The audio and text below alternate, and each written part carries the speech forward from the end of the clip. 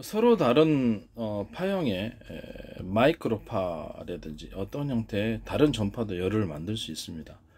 그거를 복합 전파라고 하는데 두 줄기나 세 줄기, 뭐 열 줄기 상관없어요. 100줄기라도 상관없고 1000줄기라도 상관없습니다. 그거를 직선으로 공간을 향해서 그대로 뻗으면 아주 가깝게 붙어 있을 때는 공간 안에서 서로 전파의 간섭 현상으로 해서 서로 파형, 새로운 파형 현상이 일어나게 됩니다. 그러나 이걸 공간을 약간 떠서 이렇게 약간 띄워서 이렇게 쏘면은 부목 현상이 일어납니다. 전파가 멀리 가는 부목 현상이 일어납니다. 전파를 중첩해서 이렇게 쏘면은 지상파, 뭐 지상에서의 어떤 전기포나 전파포 형식으로 해서 중첩해서 쏴버리면 공간이 누전 현상과 인공 병의 현상이 일어나면서 하늘을 뒤엎게 되고, 그래서 그 비행체가 거기에 일종의 그렇죠. 그 전기로 인해서 감전돼서 떨어져 버리게 되는 거죠. 전기 감정이. 전력의 세기가 얼마나 세느냐에 따라서 이런 현상이 일어날 수 있습니다. 이것은 이제 실생활에 이제 이건 무기상으로 들어가는 거고, 산업상에서도 이걸 이용해서 뭘 할 수 없을까요? 당연히 뭘 할 수 있습니다. 산업상의 모든 기술에 이런 기술, 군사적인 기술이랄지라도 들어가서 전파를 통해서 이것을 할 수 있어요. 전파를 통해서 물을 끓일 수도 있고, 용광로를 끓일 수도 있고, 좀 인공 태양 실험도 할 수 있어요. 그래서 이 부분의 장점이라는 게 뭐냐면, 우리가 화력 발전을 통해서 할 때는 온도가 제어가 굉장히 힘이 듭니다. 화력 발전이 어느 정도까지 해야지 몇 도가 나오는지, 또는 그거를 핵 발전소다 그러면 시키는 데 있어서도 상당히 곤란한 상황. 그렇지만 이 전파로 끓이는 이 부분에 있어서는, 그래서 어느 정도까지 온도에 이르면 그냥 전파를 공급 안 해버리면 되니까요. 그러면 이제 나머지 열이 이제 서서히 식으면서 폭발이 염이 없다라는 거죠. 그래서 이런 기술을 통해서 온도를 제어하시는 그런 산업 기술을 가지셨다. 그러면 그것은 제 기술 구조를 침해하시는 부분이 된다라는 것을 다시 한번 말씀을 드립니다. 이 기술을 쓰지 않고 그것이 안 되기 때문입니다. 전파를 한 줄기가 아니라, 이렇게 만약에 이론적으로 세 줄기에 서로 굵기가 틀린 파형의 전파를 10개로 해서 회전 현상을 일으켜서 돌리면 제가 어떻게 한다 그랬죠? 비행체에서 돌리면, 그렇죠. 물을 끓이면서, 우리가 전자레인지에서 그 마이크로파로 물 끓이잖아요. 그것처럼 바닷물을 끓이면서 바닷물 안에서 회전하면서 태풍이 일어납니다. 그럼 물이 없는 육지에서 하면 공기가 데워지면서 토네이도가 일어나죠.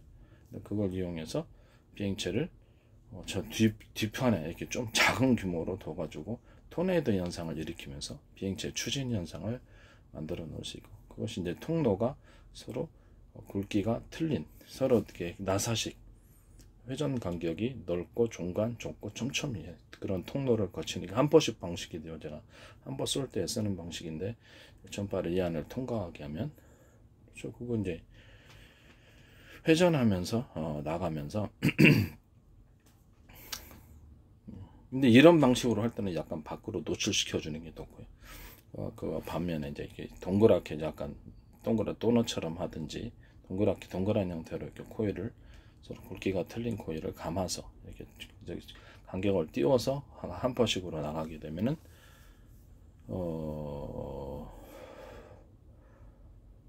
그렇죠. 그 안에서 이제 이렇게 원반 형태로 이렇게 물결처럼 퍼지게 되겠죠. 밖으로 일단 나간 다음에 점점 퍼지게 될 테니까, 그런 방식의 추진 구조도 되고, 아예 그냥 촘촘 감아가지고 서로 굵기가 틀린 구리선을 가지고 그런 식으로 해서 안테나 구조에서, 기존의 안테나 구조에서 자유롭고, 이거 자체가 이미 파형을 만들고 있기 때문에 굳이 뭐 안테나를 통해서 파형을 만들 필요가 없는 거죠. 그래서 이런 식으로 해서 쏠 수 있습니다. 그래서 추진체로 비행체의 추진 구조를 만들거나, 적의 어떤 전파 공격에 맞대응해서 전기포를 갖다가 쏴가지고 이런 식으로 도너식으로 쏘든지 뭐 직선으로 쏘든지, 그건 뭐 회사 마음입니다. 이런 식으로 해서 지상에서도 쓸 수 있지만, 전기포로서 비행체 탑재해서 공격도 하고, 방어막을, 그 전파의 방어막을 길이를 압축 공기의 길이를 틀리게 하듯이 길이를 틀리게 하면 전파의 방어막을 여러 겹으로 할 수 있습니다. 다중 방어막이 된다는 거죠. 이해가 가시죠? 이때에 대해서 어떤 기체의 마찰열로부터, 마찰도 되죠. 그걸로 이제 공기를 갈라버리니까 전파가 열을 담기고 있어서 공기를 갈라버립니다. 그 안에서 다시 압축 공기로서 길이가 틀린 압축 공기를 쏘면은 전파 그 비행체가 초공동 어뢰처럼 완전히 마찰열이라든지 마찰 힘으로부터 약간 좀 더 자유로워지게 됩니다.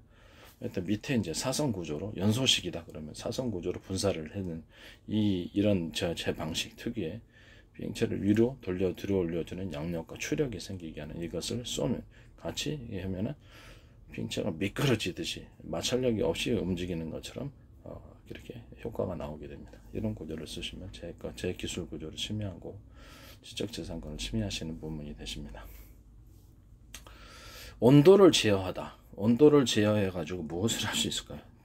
일반 화력 발전을 통해서 용광로를 데우거나 화력 발전을 통해서 무엇을 할 때는 온도를 제어하기가 쉽지 않습니다. 이 온도를 제어하는 기술에 있어서 제가 이 전파를 축시 중단하면 되니까요. 전파를 딱 어느 정도 시점에서는 전파를 이렇게 약불, 중불, 강불 이렇게 하듯이 전파의 세기를 전력의 세기를 좀 줄여가지고 이렇게 하시면 강중약으로 조절해서 특정 온도를 정확히 맞출 수 있습니다. 많은 이제 실험적인 데이터를 통해서 그 온도를 맞추세요. 특정 온도를 2000도다, 3000도다, 1000도다 이렇게 맞춰버린다는 거죠. 500도다 이렇게 이런 식으로. 그래서 이런 온도를 맞추는 기술은 제 기술에 파생하는 기술로서 제 기술을 통과하지 않고는 안 되는 거죠. 전파를 하나의 전파가 아니라 묶음 전파, 서로 여러 가지 파형이 틀린 묶음 전파를 회전식으로 돌려놓으면 그렇죠. 토네이도 현상이 일어나서 운동 에너지가 강하게 일어나고 대리 현상도 강하게 일어나고 빨리 끓습니다. 그렇지만 이게 넘치지 않게끔만 하면 되는 거죠. 넘치면 안 되죠. 그냥 끓이는 방식보다 적당한 회전을 통해서 대리 현상을 일으켜 회전 현상을 일으켜 빨리 끓는다라는 거죠. 이런 방식이 있고 이제 히타기처럼 이게 금속 막대 서로 굵기가 틀린 금속 막대를 꽈가지고 많은 저항을 일으켜서 발열을 일으켜주는 거죠. 백열구 필라멘트다 그러면 꽈가지고 전선을 만들어주면 거기서 강한 열이 발생을 하게 되죠. 그래서 이게 백열구 안에는 이렇게 종구안이나 어떤 석영관 같은 거 히타기로 만들 때 깨지게 터져버려요. 그런 거는. 그래서 아예 그냥 이런 구리선을 노출시켜가지고 하든지 구리선을 통해서 금속을 데워서 전기 인두기처럼 데워가지고 그냥 온도를 공간에 집안에 어떤 공기를 데워가지고 이렇게 히터기를 만든다든지 송풍을 하면 온풍기가 되는 거고요. 이런 식으로. 그래서 많은 구조를 한 개가 아니라 많이 두르면 빨리 데워집니다. 공간이. 같은 전력 대비해서 굉장히 효율적이다. 석영관이라 이렇게 관을 통해서 하는 것보다. 백열구 필라멘트도 백열구 필라멘트도 내가 얘기를 했지만은 필라멘트 있으면 약간 매듭 구조를 조금 주시면은 그렇죠. 그 부분에 대해서 좀 더 저항이 일어나게 되는 거죠. 저항이 일어나서 빛이 밝게 너무 많이 주면 이게 터져버려요. 온도가 높아져서 조금만 매듭 구조를 대남 매듭 구조 같은 식으로 회사에서 필요로 하는 만큼 각 회사별로 매듭 구조를 두시면 좀 더 밝게 빛납니다. 백열 정도가 좀 어둡죠. 그래서 백열 전도가 이렇게 되면 새롭게 태어나는 부분이 되겠다 이렇게 생각하시면 되겠습니다. 이제 그것도 백열 정도 특허가 되겠습니다. 일부러 기술을 언급하는 겁니다. 온도를 이렇게 이런 식으로 해서 제어를 할 수 있다. 또 히터기 제 방식은 그렇죠. 이게 히터기 같은 게 전기로 이제 데우는 히터기 같은 경우는 이렇게 서로 금속을 굵기가 틀린 금속을 꽈주면 열의 파동 현상이 일어납니다. 똑같은 전력 대비해서 이러한 방식 열의 파동을 일으키거나 열의 파동을 일으키는 이 방식은 빨리 데웁니다. 공간도 빨리 데우고 공기도 빨리 데우고 물 같은 거나 이런 것도 빨리 데웁니다. 이런 식으로 해서 했을 때 그것은 여러 개를 많이 넣으면 되죠. 한 개가 아니라 100개 넣는다든지 200개 넣으면 금방 끓입니다. 금방 끓인다는 건 매우 매력적인 거거든요. 그래서 화력 발전을 통해서 서서히 그 온도가 올라갈 때까지 데우고 또는 그걸 통해서 온도를 다시 식힐 때까지 화력 발전소는 잔열이 남아 있잖아요. 그죠? 화력 발전소는 잔열이 남아서 통제하기가 쉽지가 않습니다. 오랜 노하우가 있어야 될 듯.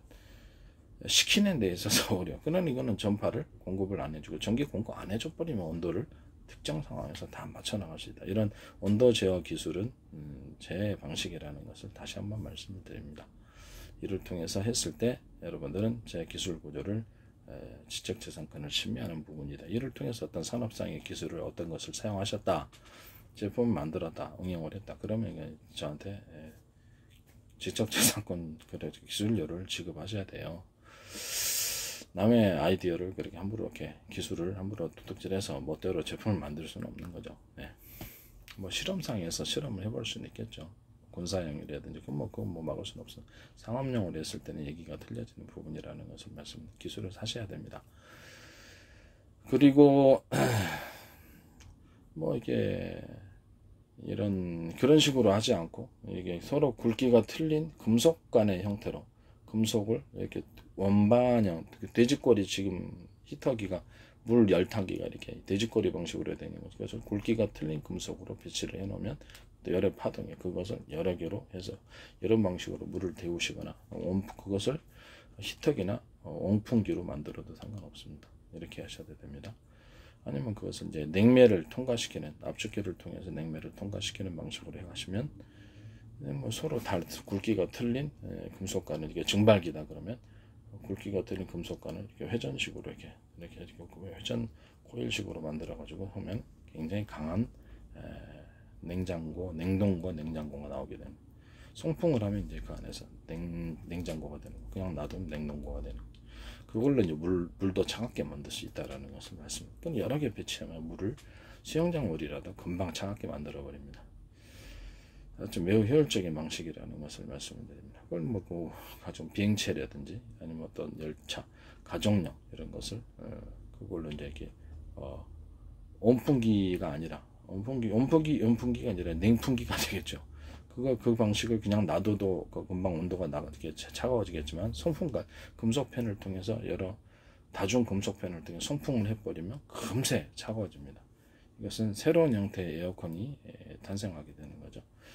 그런 방식으로 하시면 되겠습니다. 이렇게 원형 코일식으로 이렇게 서로 굵기가 틀린 금속관, 냉매가 흐르는 것을 틀리게 만들어 갖고 여러 개 배치를 해 놓으면 금세 이렇게 차가워져 버리는 현상이 일어나게 됩니다. 뭐 이렇게 앞뒤로 양옆으로 배치해도 되고, 그냥 이렇게 약간 공간을 떨어져서 이렇게 하나 둘 셋 이렇게 중첩해서 해도 너무 가깝게 붙으면 또 이렇게, 그러니까 중첩해서 해도 상관없을 것 같습니다. 이런 식으로 방식으로 해서 냉풍기나 어떤 에어컨 형태를 만들거나 냉동고를 만들면 제 방식이라는 것을 말씀을 드립니다. 그래서 이런 전기를 통해서 온도를 제어할 수 있느냐의 문제입니다. 이런 원형 코일을 개수를 틀리게 함으로써 냉매 양도 조절하고 이런 식으로 하면 특정 온도를, 차가운 온도를 제어할 수 있을까요? 그렇죠. 차가운 온도도 제어할 수가 있습니다. 그래서 뜨거운 것도 이렇게 전기 양을 적게 흘려보내서 약불, 중불, 강불 전기 양을 통해서 조절할 수 있다. 차가운 것도 전기 양, 이런 것도 역시 전기 양을 공급을 적게 해서 차가운 것도 온도를 조절할 수 있다. 그러면 제가 이렇게 자동차 얘기를 했을 때 자동차의 모터를 기존에 변속기가 좀 필요 없을 수도 있다고 얘기를 했죠. 변속기 특화에 대해서도 얘기를 했지만 변속기가 필요 없이 그냥 전기 양을 대중소 이해하기 쉽게 하면 10단계라도 만들 수 있어요. 전력을 많이 공급하면 강하게 회전하고 모터가 중간 정도, 강중약, 약불, 중불, 강불 이렇게 식으로 해갖고 하면은 자동차를 그 변속기 없이 그냥 전기 양으로 통제하는, 이게 뭐 자동차의 회전 속도를 이 전기 양으로 통제를 하는 현상이 일어나게 됩니다. 이렇게 전기 양을 가지고 무엇을 통제를 할 수 있다. 강중약, 온도 조절, 그래서 뜨겁게 한다든지 차갑게 한다든지 온도 조절이 가능한 부분이라는 것을 말씀을 드립니다. 그래서 제 방식을 통해서 이렇게 온도 조절을 하시거나 이렇게 자동차를 변속기 없이 부품이 줄어들게 되죠. 굉장히 단가가 낮아지게 됩니다.